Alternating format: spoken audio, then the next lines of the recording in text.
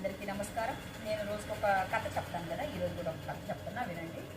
ఒకసారి విష్ణుమూర్తి యొక్క అంటే పడుకొని ఉంటే విష్ణుమూర్తి తలపై ఉన్న కిరీటము పాదాలను చూసి పాద రక్షకరని యాక్చువల్లీ చూసి నవ్వుతా, చూసావా నువ్వు ఎప్పుడు కిందనే ఉంటావు, నేను ఎప్పుడు బయట వదిలేస్తారు, నేను కిరీటం పై తల మీదే ఉంటాను, నన్ను ఎప్పుడు ఇట్లా చూస్తూ ఉంటారు అని చెప్పేసి పొగరగా చెప్పింది అనమాట.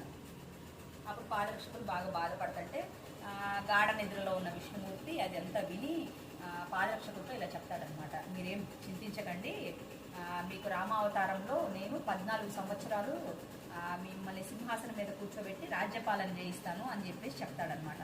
తర్వాత రామావతారంలో రాముడు అరణ్యవాసానికి వెళ్తాడు కదా, అప్పుడు భరతుడు రాజ్యపాలన చేసినప్పుడు సింహాసనం పైన రాముడు లేడు కదా అని చెప్పేసి ఆయన పాదరక్షకులు దాని మీద సింహాసనం మీద పెట్టేసి ఏమంటారు రాజ్యపాలన చేస్తాడు. ప్రతిసారి ఆ సింహాసనం దగ్గర పాదరక్షకుల్ని దండం పెట్టుకున్నప్పుడల్లా కిరీటము తల దించుకుంటూ ఉంటుంది కదా, కిరీటం చూసేసి సిగ్గుపడింది అనమాట. అంటే బాగా బాధ అనిపించింది. అలా జరిగింది. యాక్చువల్లీ ఈ కథ యొక్క నీతి ఏంటి అని అంటే, ఎవరిని తక్కువ అంచనా వేయకూడదు, ఎవరిని హేళన చేయకూడదు.